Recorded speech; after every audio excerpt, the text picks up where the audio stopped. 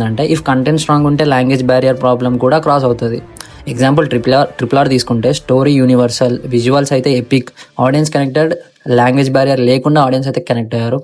And but some smaller mass entertainers are star films just star power rely చేసి pan India try చేశారు. Content weak ఉంటే flop అవుతుంది.